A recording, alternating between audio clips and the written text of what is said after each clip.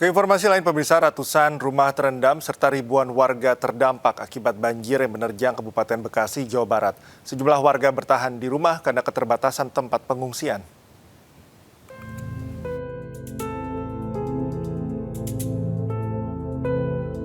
Akibat intensitas hujan tinggi serta meluapnya Kali Cibebet dan Kali Citarum, ratusan rumah warga di dua desa di Cikarang Timur, Kabupaten Bekasi, Jawa Barat terendam dengan ketinggian air mencapai 2 meter.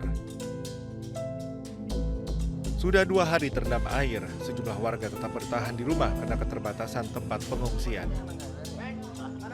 Meski demikian, pihak kecamatan dan aparat desa telah menyiapkan dapur umum untuk 1.150 kepala keluarga yang terdampak.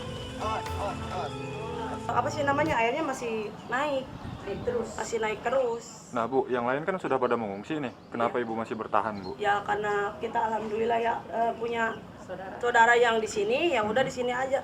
Lagiannya kalau kita ngungsi ke sana, kita mau di mana diamnya? Ya nggak ada tempat ngungsi kan. Sekarang kan sebentar hujan, ya sebentar panas gitu. Kalau untuk pengungsian kita masih sebagian besar juga masih ada yang menetap di rumahnya karena tadi sudah dievakuasi oleh Pak Kades dan juga pengungsian di tempat. Saat ini pihak terkait tengah mendata seluruh korban terdampak. Sejumlah warga membutuhkan bantuan, salah satunya adalah obat-obatan, mengingat sejumlah warga telah menderita penyakit seperti diare dan gatal-gatal. Dari Kabupaten Bekasi, Jawa Barat, Didit Junaidi, Yusuf Hardiansyah, iNews melaporkan.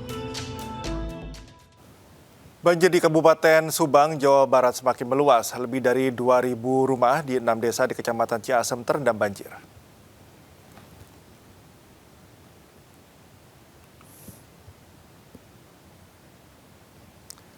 Ratusan rumah di perumahan Grand Texpia di Desa Ciasem Tengah, Kecamatan Ciasem, Kabupaten Subang, Jawa Barat terendam banjir. Bahkan akibat banjir yang datang dadakan di perumahan ini membuat banyak warga tidak bisa menyelamatkan harta bendanya. Tercatat lebih dari 2.000 rumah di 6 desa di Kecamatan Ciasem, Subang terendam banjir. Banjir paling parah terjadi di Desa Ciasem Hilir yang mencapai 1.000 rumah. Ketinggian banjir bervariasi mulai dari 50 cm hingga 1 meter. Sebagian warga kini mulai mengungsi di sebuah yayasan dan rumah tetangga yang lebih aman. Warga pun berharap bantuan segera datang mengingat harta benda mereka telah ludes diterjang banjir. Tahu saya pulang kerja udah kayak gini keadaannya. Pak. Udah habis semua barang-barangnya kada yang tersisa. Nggak ada yang bisa diselamatkan. Nggak ada. Nggak ada yang bisa. Nggak bisa Akibat dari meluapnya 2 sungai sebetulnya. Kemarin curah hujan yang sangat tinggi di wilayah barat yaitu Purwakarta, Pabuaran, dan Cipendei menyebabkan Kali Cijengol itu meluap. Kemudian dibukanya pintu air ini tentunya berakibat kepada luapan di perumahan Grand Texpia. Sudah 2 pekan banjir di Kabupaten Pati, Jawa Tengah belum juga surut. Ketinggian banjir mencapai 1 meter, membuat warga harus mengevakuasi hewan ternak mereka.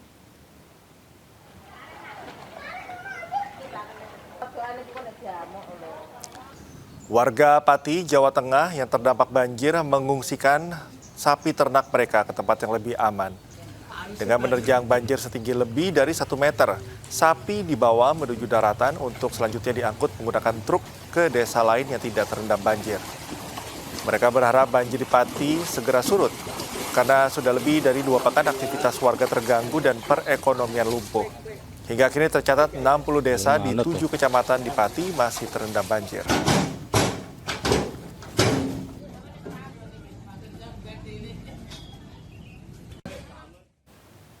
Banjir bandang kembali menerjang lokasi wisata Guci di Kabupaten Tegal, Jawa Tengah pada Sabtu pagi. Sejumlah kolam pemandian air panas dan 3 jembatan lulu lantah diterjang banjir bandang usai diguyur hujan seharian. Musnah Panjuran 13. Sapos-pose semuanya. Inilah rekaman video amatir warga beberapa saat usai banjir bandang menerjang Taman Wisata Alam Pancuran 13 Guci di Desa Guci, Kecamatan Bojong, dan Desa Rembul, Kecamatan Bumi Jawa, Kabupaten Tegal, Jawa Tengah, Sabtu pagi. Derasnya aliran Sungai Gung meluluh lantakan sejumlah kolam renang dan kolam rendam air panas, serta 3 jembatan di kawasan wisata Guci. Meski kerusakannya cukup parah, namun tidak ada korban jiwa. Sementara untuk penanganan darurat, Pemkab Tegal akan membangun jembatan bale untuk memudahkan aktivitas masyarakat dan wisatawan. Kondisi yang sekarang terjadi mungkin lebih berat daripada yang dulu pada saat awal Januari ya. Akhir Februari ya, akhir Desember menjelang tahun baru. Kondisi yang dulu mungkin masih ringan karena hanya di aliran sungai saja dan hanya Panjang 13 yang rusak, tapi yang terjadi sekarang ini ternyata lebih besar. Jembatan yang di Curug Cidor hilang, terus yang di 13 juga hilang, dan ini kami merasa prihatin dengan keadaan yang ini. Ini adalah yang kedua kalinya pasca banjir bandang akhir tahun lalu. Masyarakat menduga banjir terjadi akibat alih fungsi lahan di perbukitan lereng Gunung Slamet. Pasalnya, hutan lindung kini berubah menjadi lahan pertanian sayur mayur. Dari Tegal, Jawa Tengah, Yunibar iNews melaporkan. Pemirsa, normalisasi Sungai Aek Doras di Kota Sibolga, Sumatera Utara terus dipercepat sebagai upaya pemulihan infrastruktur sumber daya air pasca bencana.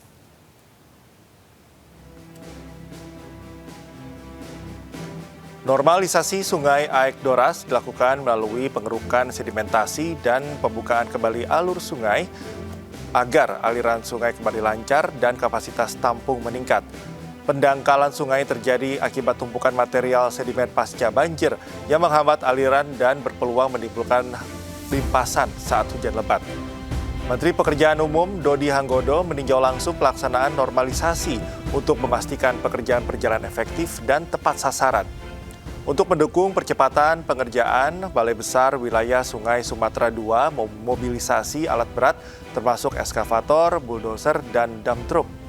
Upaya ini diharapkan dapat menurunkan resiko banjir sekaligus memberikan rasa aman bagi masyarakat di sekitar Sungai Aek Doras. Setelah adanya pekerjaan ini, ya kami merasa kami sudah menjadi lebih tenang, Bang, ya. Karena pekerjaan sudah dimulai dan sungai juga sudah mulai dalam, Bang. Oke, harapannya, Bang? Harapan saya sih ke depannya gak ada lagi bencana seperti ini supaya rumah-rumah warga juga aman, warga juga tenang hidup di sini, Bang. Sebulan lebih pasca banjir bandang dan longsor di Kabupaten Tapanuli Tengah, pemerintah daerah mengebut percepatan pemulihan dengan fokus pembersihan material bencana dan penyediaan hunian sementara bagi warga terdampak.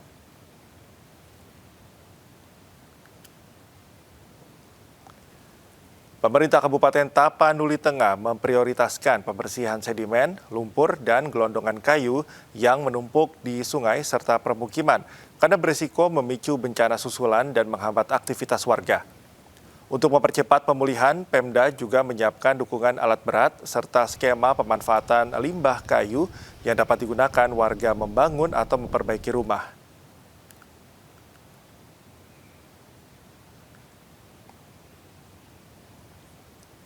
Sementara itu, sebanyak 256 unit hunian sementara ditargetkan rampung sebelum Lebaran dengan penentuan lokasi yang tetap dekat dari desa asal warga. Percepatan pemulihan ini diharapkan tidak hanya memulihkan akses dan aktivitas warga, namun juga memastikan pengungsi segera menempati hunian sementara sehingga tidak terus berada di tenda darurat pasca bencana.